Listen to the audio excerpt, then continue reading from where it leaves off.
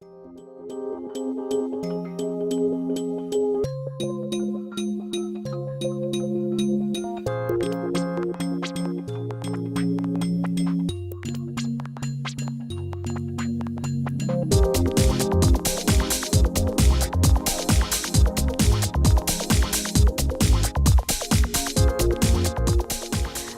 October 22nd, the town of Wareham hosted their fall town meeting.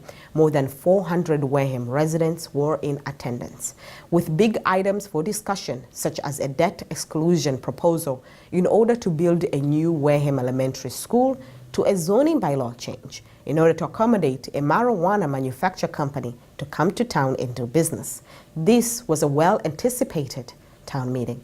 In the studio, I'm joined with Alan Slavin, the chairman of Wareham Board of Selectmen, here to digest Article 13, the longest debated article during last Monday's town meeting.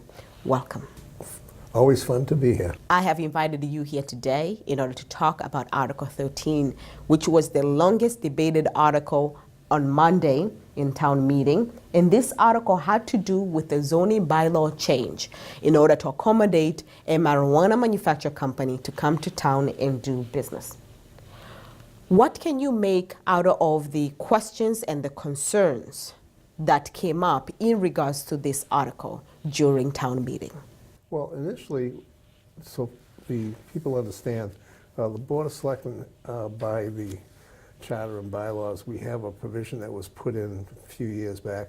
The selectmen can ask for articles to be taken out of order due to economic, financial importance, or just importance as far as the function of the meeting. And I did, through the Board of Selectmen, agree to allow me to take articles out of sequence. We took, the first one was the remediation for Tremont, which I thought was important because then it falls into the next piece, was the rezoning of Tremont and then the school. Those were the three key articles that we knew were going to take a lot of time, and they kind of dovetailed. We wanted to keep as many people in the physically at town meeting as possible, because sometimes what happens is, if you had the school come up right away, you might have half the audience leave. Mm-hmm. So that was the reason why we had the lottery system, et cetera. But I thought it was important that these articles come first because they were the hot topics, if you want to say, for the meeting. To go to Article 13, I've made mention many times on, being here and also public and on the selectmen's meetings, that it's a very difficult question for a lot of people. It has brought on a lot of heated discussion, I'd say really to the point of anger. I think it's split people's friendships on certain groups as well on this, because we have a 57% of the people voted for marijuana, 43 voted no. 43% is still a lot of people. That's almost like an even split. Well, 57-43, it's most of the politicians would love to get elected with that number. Mm-hmm. So, I mean, it's a strong enough number that as a selectman, your job is to do what the majority of the people want, unless it's going to be, really, I can't even say detrimental, but it would be something that would have long-term consequences that you can't control. And people feel that this has consequences, but at the end of the day, you have to do what the majority wants. We're not in that position. That's why you have town meeting, and people come and vote, and that's how it ends up. This article here, we had people getting up to try to amend the article. I was not surprised that someone was going to try to remove the marijuana manufacturing component as one of the zoning rewrites as far as what's allowed there. We've talked about this before. I know myself and most of the selectmen I can speak for, we felt that this was possibly our only shot to ever get this facility to get developed or something happen. To add it into the article as part of the contingency, right? Yes, basically, because what happened was, out of the blue, we had a company come to the town and make a very substantial offer for the steel building, which wasn't historical. It wasn't planned to keep it all, long term, and it just made a lot of sense as being a feeder, to help develop the property and also to help maintain or increase town services. So, I mean, it's an ethical and a moral decision. You could go either way, it's fine. But we had someone stand out and didn't want it and try to get it defeated by eliminating the marijuana piece. Are we talking about Corey Tripp? Yes, and Corey was very clear that he was against marijuana. Well, his argument, he said that not necessarily is he against marijuana, but he said that the math wasn't making sense. The argument that by bringing Organa brands to the town of Wareham, we are not going to make as much of profit as what the town officials have been telling the community. See, the problem here, and the problem with the warrant we have here, there is, normally I say there's never enough information in life.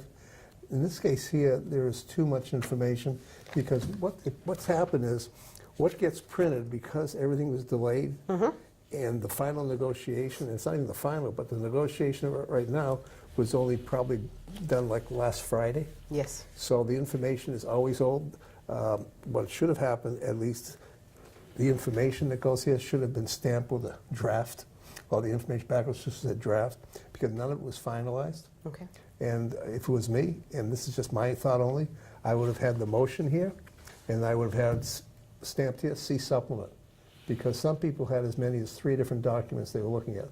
So people didn't know what they had. There was also a confusion, right? Yes. Some of the... Because the original numbers that was provided way early were just the initial offer that Organa made.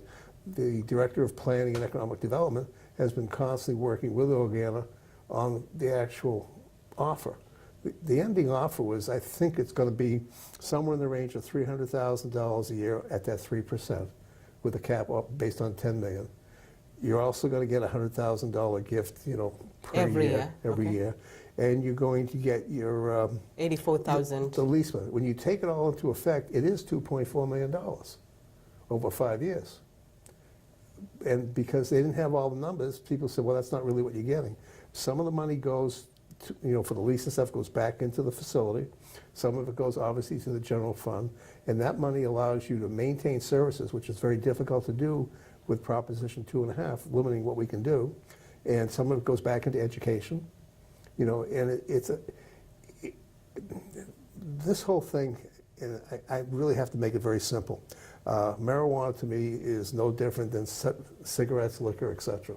And at the end of the day, this is all about money. I mean, if you want to sit there on a moral point of view and say, well, it's a drug and leads to this and that, well, alcohol leads to severe alcoholism. Smoking cigarettes leads to severe health problems. So, how do you justify anything? Marijuana has some values as far as medical. It's been proven already. So we've already set the I think that because path. of the stigma that follows marijuana, and of course it's going to take time to dissolve such stigma. Well, alcohol really has no medical benefit. So I have a hard time. I don't drink, so obviously, and I didn't vote for the marijuana, for Wareham either. So for me, from a personal point of view, I don't believe in either one of them because they both have, downsides. So I can't accept the argument because, it's like we have a thing called NIMBYs, not in my backyard. So people don't care about something if it's not directly affecting them right there. We have a lot of people that have family or friends or relatives that have drug issues, and they have a hard time differentiating that from the actual facts. And that's what we deal with, and that's why this is such an emotionally charged article. It was very difficult for people that were fully against it. The vote was exactly the opposite of what it looked like as the discussion was going on. I think the final vote after trying to overturn and everything else was like 303 to 72. I mean, that's like about an 80% in favor, which is way above, what the actual vote for marijuana was in the first place. Okay. Now, let's take it back a little bit.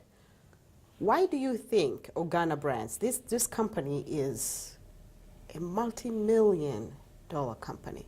It's big, okay? Why do you think a successful company such as that would want to come to Wareham? Is it because they know that we are money deprived? That would be easier for them to come here than, let's say, try to go to Marion or our neighboring towns that have a little better reputation and a little more money than us? No, I don't think that's the reason at all. Obviously, financially, they may see that Wareham may have some issues there. But at the end of the day, I think the reasons are pretty simple. Wareham, but as a business owner, they're not trying to be good to us. They're not No. doing this as a charity. They are, at the end of the day, it's business. So whether we have cash problems or not. It doesn't matter. Yes. Really. What they're doing is they're looking at Wareham. They're looking at the demographics. They're looking at the region we're in, and they're looking at Wareham as passing the marijuana, already voting and passing three retail stores, already have, you know, a couple growers in town, already have they have another manufacturer which is going to be located on Route 6 and 28 and Cranberry Highway, down where that Pizza Boy and Rose was in the basement, which was approved the week before at the I think it was the ZBA meeting on that, I think it was 2 weeks ago. And that went through like nobody said anything. I think the problem is that the Little People's College was across the dam, and therefore there would be somehow that it would have an effect because the thing would be there. But you know, you're going to have a facility that's virtually enclosed. There'll probably have a fence around it. There'll be virtually no sign except for the name of the company. There's no retail of any kind. All they do is they have deliveries of raw material which come in, they process, make the final goods. Truck comes in, picks it up, and out it goes. So I mean, you have a situation where we're basically Route 25, Route 495, Route 195. We're in an ideal location to basically have distribution. And at the end of the day, they're manufacturing, so they need to have a place where they can easily distribute the product to the retail outlets that they're going to sell to. And most of the Cape has voted no. So it's not just Wareham, it's going in all directions. So we provide them with a very good distribution point. And I think that's the main answer, is a distribution point. A location that's quiet. I mean, they basically try to show that there was like I think there was a question like, the factory is the hub of the town. The factory's hidden in the corner. It's not the hub of the town. There's no road going through. There's no traffic into that area at all right now. So it's not the hub of Wareham. Yes, it's a historic building. And there goes my next point. I do not understand the argument that this marijuana company cannot go there because it's in a historical site. You have to remember it's on the National Historic Register, the factory, because it goes back to early 1800s. It's probably the only standing iron nail factory on the Iron Trail, but it's not in the historic district, which people said several times during the meeting, which is not true. The historic district. But does the historical district does not allow such companies to go in, or does not allow manufacturing companies? The Historical District Commission, okay, if it was the historic district, which it's not, has the ability, if someone wants to change the facade of a building or a sign, anything you can see from the street, they have oversight. You have to get a certificate of appropriateness. That's where they have some controls. They don't have controls really of what goes into anything. So once again, the argument, whether it is in a historical district or not, still is irrelevant. It's not, yes. It's not relevant as to what the actual controls are. And again, saying it's in the historic district is misleading because it is not. Is it in the National Register? Yes. Okay. But that doesn't control that. The National Historic Register doesn't give you any protection for anything. Going back to Mr. Corey Tripp, with the argument about math and the money that we're going to get out of this deal, why put a cap on how much we can tax? We have to put a cap on the tax because the state, with the Cannabis Control Commission, has a regulation that says 3%. Okay. So we are kind of locked into that per se. Also, what's happening is the marijuana industry is, on the retail especially, is fighting right now with the state. They want that 3% lowered. They want to give us less. If you look at Colorado and Washington, what the cities and towns get there is more, and the states get a lot more. Now, is it 3% of the overall sales or 3% of a certain amount of sales? Right now, the agreement that we have in place, and I've not negotiated this at all, so this would be, Mr. Buckland would have to be the final answer on this, how it happened, but they negotiated for now on the first contract would be 3% up to $10 million in sales. Anything more than that, we do not get anything out of it. I'm going to say that's my understanding as of right now. Now, do you think, you're also a math person, okay? Now, do you think that is a good deal for us, given what our town is going through? I think it is a good deal simply because it's a strong company.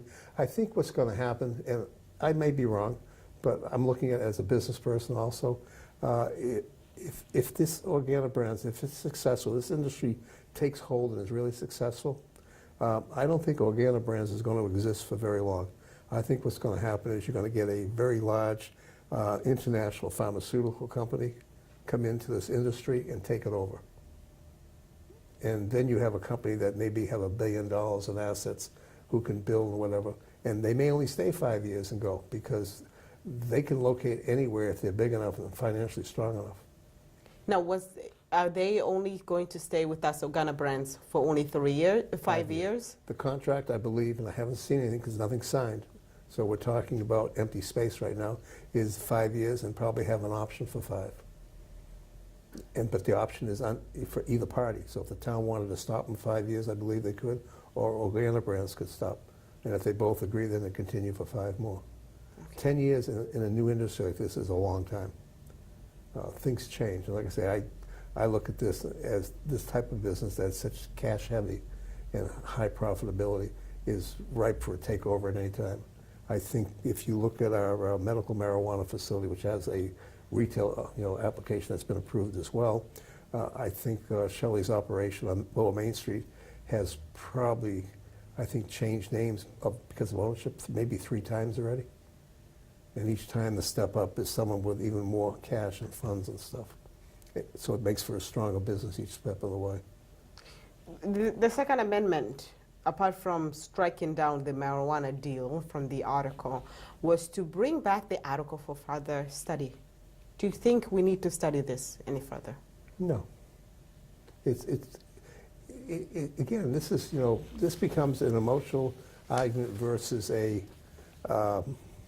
simple fact argument. So you have to make your decision. At the end of the day, you really have to look at what are the numbers, what does it do, how does it hurt. I defy anybody who works and lives in the Main Street area of Wareham to tell me where the medical marijuana facility is. Or is it there? Has there been any issues there? Has there been any excessive traffic there? The answer is no. The facility, the businesses in the area, were asked, like the Little People's College, they were asked, is this a problem for you? The answer that I saw coming back was no. The 2 or 3 businesses that showed interest in the facility were asked, if this goes in here, will this affect you wanting to come here or not? The answer was no. So this ended up being people against this because they said, well, it's close to the Little People's College for the kids there. It was an unfounded issue at the end of the day. And the other piece is people just don't want marijuana or whatever, and that was your no vote. Your yes vote was, let's do something with the factory because we put $3 million plus, and then we have nothing to show for it. Now, speaking of, we already bought this factory, we have already bought this complex, and we've already spent a lot of money on it.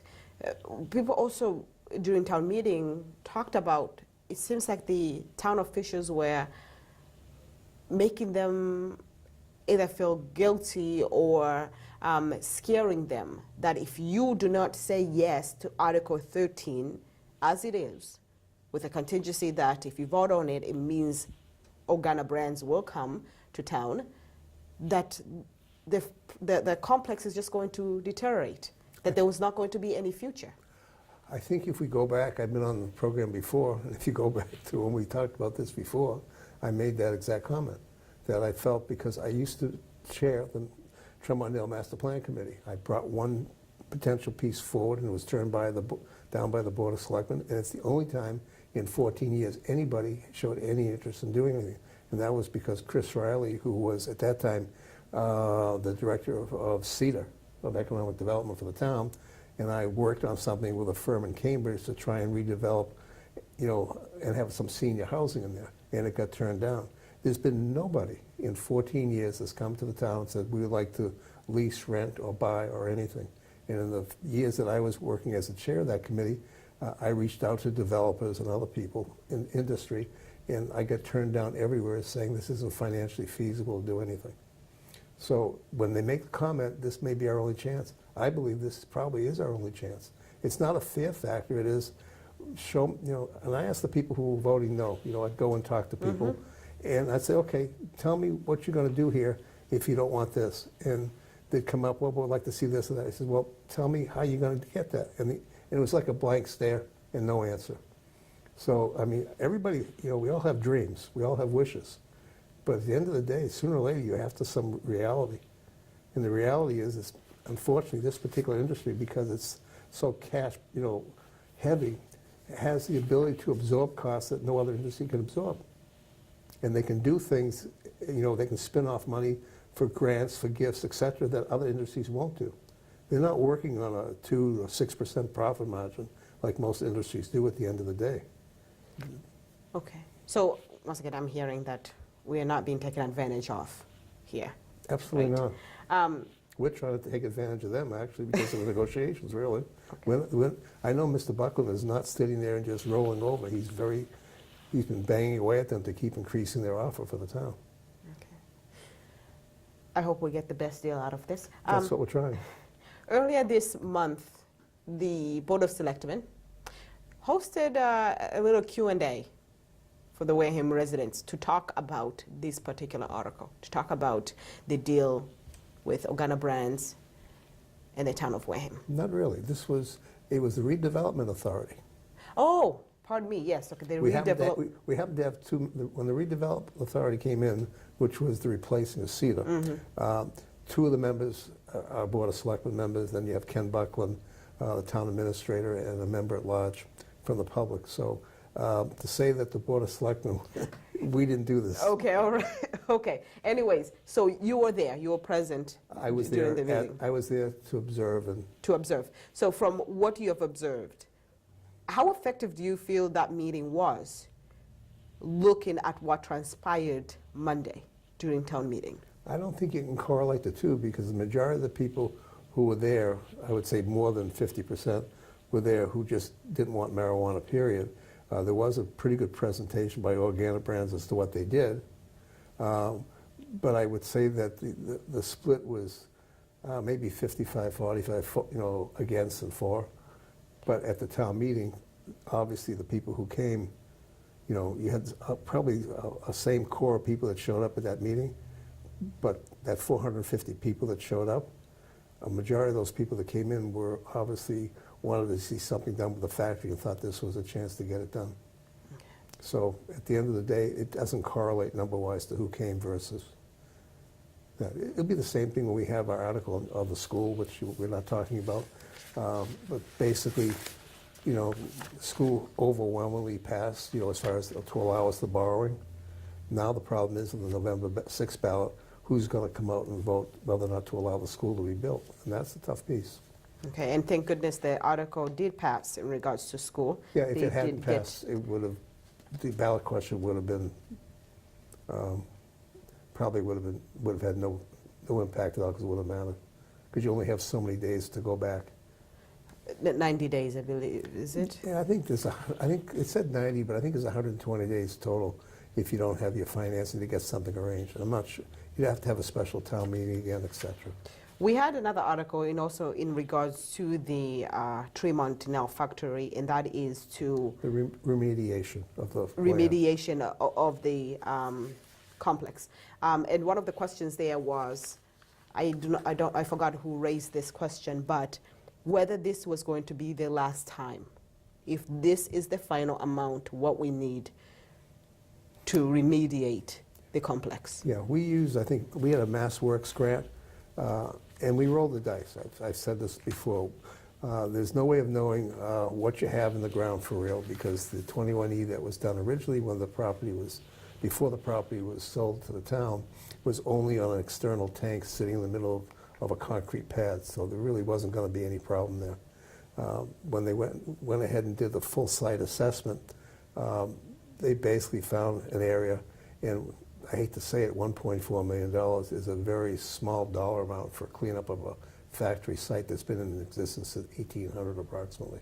I'm going to use the word we got lucky. People won't think we got lucky, but we really did, because it could have been $50 million quite easily. When you get into having to clean up a toxic site, the cost is outrageous. Now, from what you're saying, from 50 million to 1.3, that there's a big gap there. 1.4, yeah. There's a big gap there. Depends in what between. You find.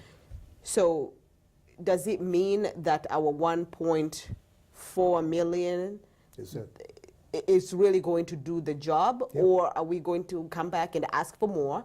Because as you mentioned, these things do cost way more than what we voted on. Except that what they did was they did an engineering study that came in and analyzed all the areas and came up with a plan that's accepted to do. So what that 1.4 covers exactly what needs to get done to get the clean assessment. And that's the cost that's going to be. The town, will take CPA funds. If we didn't use CPA funds also, that means we'd probably have to use free cash. If we use free cash, that means there's capital items that we can't buy now. Or it could affect, let's say, the 2020 budget as far as town departments. Because when you roll the dice on this and then you find toxic materials that have to be removed, the state doesn't give you a free ride and say, well, whenever you get to it, you get to it. Now that you've discovered it, you have to clean it up. Okay. So we had no choice but to do this. So being able to use CPA funds and pay for it over a period of time, because you're going to borrow initially to pay for it, and then CPA pays every year. I don't know if it's 10 years, whatever it was, but the bottom line is that at the end of the day, there is some interest which was not included in the total of 1.4. And I don't remember what the number was on interest because nothing is free. So what are we going to do with that interest? How are the Wareham residents responsible for that They're interest? not as responsible. Okay. It all comes out of the CPA funding. Very good. We all pay, anyone who has a home, I think it's over $100,000, there's a 3% surcharge in your tax bill. So that CPA money, a portion of that comes from all of us that have that situation. And the other piece is there's a fund that the Registry of Deeds generates, which goes into this pot, and there's 3 rounds on a CPA program if you voted for 3%. If you voted for 1%, you get money on the first round. If you voted for 2%, you get money in the second round. And if you voted for 3% like we did, you get 3 shots at the pool. Okay. So we get, on average, probably $800,000 or more a year. So now that Article 13 has passed as it was, what is the next step? The next step, what I think will happen is that, like anything else, it goes, basically it goes over to, I think Margaret Hurley, who's the Assistant Attorney General. She's responsible for all town meeting, whatever the local government is, for any articles passed at town meetings or town councils, which can pass things every day if they wanted to. They review to make sure it complies with Mass General Law. And they stamp it basically, usually within 90 days. And at that point there, then you just go ahead and start the process. You start to basically do a lease with the Organobrands. Okay. I think you probably would have to put it out for, I'm not sure on the procurement part of this for the lease, whether or not you have to put it out to the public or not. So the contracts have already been drafted but not yet signed? There's been an offer. There's no contract. Offer. There's an offer. That in which you're rebattling it, trying to get more out of the deal? Yes. Okay. We're greedy. We're trying to do the best we can for the town. Because like I say, this, I'm not sure, this was a very difficult town meeting. It did not... It was very entertaining at the end of the day. I quite enjoyed it. Well, you can. You're just sitting in the corner there. But, for us sitting up on the stage, it's really hard, because we can see the suffering back and forth. We can see the discourse and everything else. And it's not what we're there for. At the end of the day, I always tell people you have 2 things in life, love and hate. One's worthwhile, the other is a waste of time. And when you see all this emotion and everything else, because of the discourse of the article, it's really kind of discouraging. It wasn't a pleasant town meeting. The meeting didn't really go that smoothly overall. We had a couple of people in the audience shout out things which were completely inappropriate. I give Claire Smith credit for dealing with it, but I would have actually gone one step further. I would have found the first person that made, I think the comment was, "What rock did you crawl out from under?" And I would have found that person and definitely escorted them out of the building. It's just not acceptable. What can you do? This article really polarized the Wareham residents, but it was wonderful to at least get a conclusion out of this at the end of the day. Further study for me is like abstaining in the vote. It's really a no. It's what it really is at the end of the day. And you just, do your work, do your homework, understand what it is, and then vote, hopefully, with your brain the best thing you can. When you get articles that end up having to vote from emotion, it really becomes a problem.